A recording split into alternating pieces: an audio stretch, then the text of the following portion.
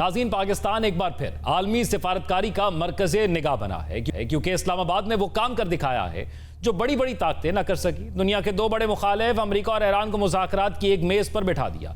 इस पेशरत के पीछे पाकिस्तान के साथ कतर की सिफारती कोशिशें भी शामिल हैं। लेकिन सवाल यह है कि क्या मुज़ाकरात वाकई कामयाबी की तरफ बढ़ रहे हैं या पसे पर्दा कोई नया बहरान जन्म ले रहा है। क्योंकि स्विट्जरलैंड का शहर बर्गनस्टॉक में, जहां पाकिस्तान और कतर की सालसी में अमेरिका और ईरान के दरमियान तकनीकी सतह के मुज़ाकरात का आगाज हुआ है, एक तरफ मुज़ाकराती मेज़ पर मुसाफे, मुलाकातें और अमन की उम्मीदें हैं, तो दूसरी तरफ अमेरिकी सदर डोनाल्ड ट्रंप के सख्त बयानात ने नए सवालात खड़े कर दिए हैं। ऐन उस वक्त जब अमेरिकी नायब सदर जेडी वेंस और ईरानी स्पीकर बाकर कालिबाफ की क़यादत में वफूद मुज़ाकरात में मसरूफ थे, सदर ट्रंप ने ईरान को खुली वार्निंग देते हुए कहा कि अगर तेहरान ने लबनान में अपनी प्रॉक्सीज को ना रोका तो अमेरिका पूरी कुव्वत से कार्रवाई करेगा। ट्रंप ने यह भी कहा कि अमेरिका दहाइयों से मशरिक़ वस्ता का मुहाफ़िज़ रहा है और अगर मुज़ाकरात नाकाम हुए तो आबनाए हरमज़ से गुजरने वाली बहरी तिजारत पर महसूलात या टॉल आयद करने पर भी गौर किया जा रहा है। यह बयान सिर्फ धमकी नहीं बल्कि आलमी तिजारत और तेल की मंडियों के लिए भी खतरे की घंटी है और इसकी टाइमिंग बड़ी अहम है। सवाल ये उठ रहे हैं कि अमेरिकी सदर ट्रंप मुज़ाकरात के दौरान ऐसे सख्त बयानात क्यों दे रहे हैं जो मुज़ाकरात को खतरे में डाल सकते हैं। ऐसे मुज़ाकरात जिसे पूरी दुनिया तारीखी करार दे रही है। स्विट्जरलैंड में जारी इन मुज़ाकरात में ईरान की नुमाइंदगी स्पीकर बाकर कालिबाफ, वज़ीर ख़ारजा अब्बास इराक़ची, अली बाकरी, काजिम गरीबाबादी और इस्माइल बकाई कर रहे हैं, जबकि अमेरिकी वफ़द की क़यादत नायब सदर जेडी वेंस के पास है। जैरेड कुशनर और मशरिक़ वस्ता के लिए अमेरिकी एलची स्टीव विटकॉफ भी वफ़द का हिस्सा हैं। वज़ीर आज़म शहबाज शरीफ, फील्ड मार्शल सैयद आसिम मुनीर और वज़ीर दाखिला मोहसिन नकवी भी स्विट्जरलैंड में मौजूद हैं और पाकिस्तान के सिफारती किरदार को आगे बढ़ा रहे हैं। इस मौके पर अमेरिकी नायब सदर ने पाकिस्तान और पाकिस्तानी क़यादत के किरदार की खुसूसी तौर पर तारीफ की।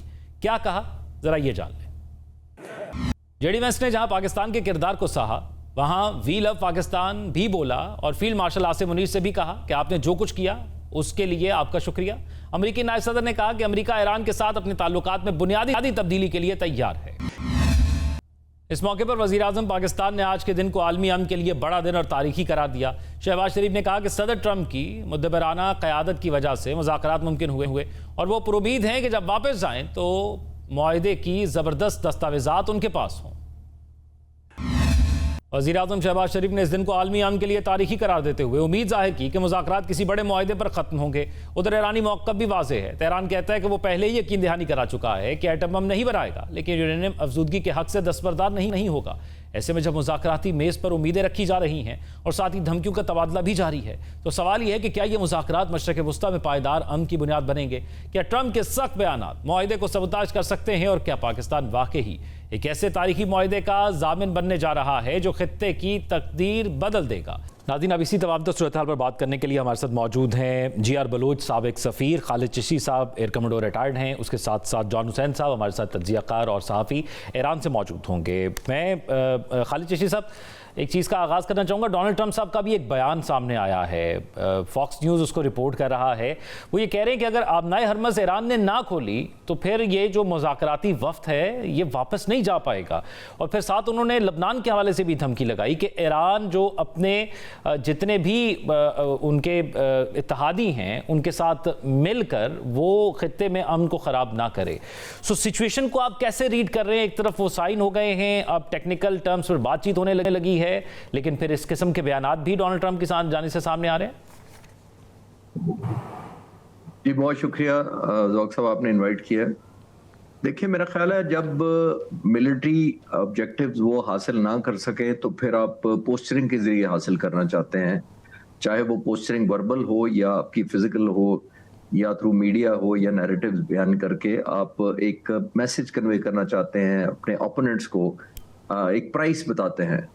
ये आमतौर पर प्राइस तो मिलिट्री बताती है। जब मिलिट्री डिस्ट्रक्शन करती है, तबाही मचाती है, एक प्रोहिबिटिव कॉस्ट इम्पोज करती है दुश्मन पर, तो उसको एक रियलिज्म की तरफ लेके आती है कि एक साइड अगर साबित करना चाहती है कि मेरी मिलिट्री माइट बहुत ताकतवर है और जाहिर एक विल टू फाइट खत्म करती है या कम से कम कॉम्प्रोमाइज करवाती है। वो हमने जंग में देखा कि अमेरिका बैक बाय इजराइल तो नहीं हासिल हो सका।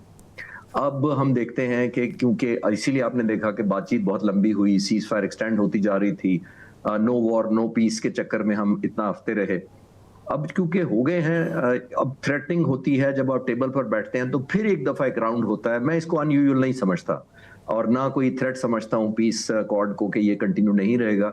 मेरा ख्याल है पार्ट ऑफ नेगोशिएशन है। जब आप इस तरह के मुज़ाकरात में जाते हैं तो इस तरह की लैंग्वेज यूज़ करते हैं जिससे आप इनसिक्योरिटी और कॉन्फिडेंस चेक करते हैं अपने ओपोनेंट का, कि अगर आपने ये ना किया तो आपको इतनी डिस्ट्रक्शन जो होना था तो वो टेबल पे करना चाहिए था अमेरिका को। और अमेरिका इतनी बड़ी पावर है कि उसके लिए मुश्किल नहीं था, सब तजिया नगार यही एग्री करेंगे कि रेशो ही नहीं थी। ठीक। इसकी वजह ये है कि अमेरिका के पास ऑलमोस्ट दुनिया का जो डिफेंस मिलिट्री बजट है 41% अमेरिका सिर्फ अकेला इस्तेमाल करता है। इस दुनिया का ग्लोब का ये शेयर है। और अगर नेक्स्ट 10 मुल्कों को जमा कर लिया जाए तो फिर इसका जो बजट है मिलिट्री का उन 10 मुल्कों के जमा से भी ज्यादा है।